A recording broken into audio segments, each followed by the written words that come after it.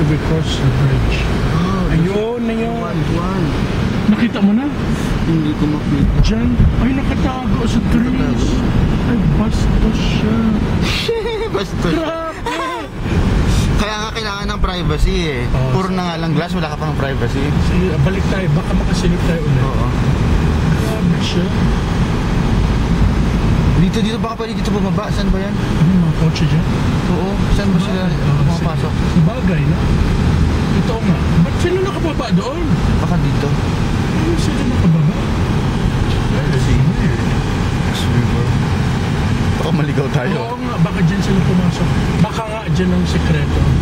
Diyan po puti mga tao. Parking lot.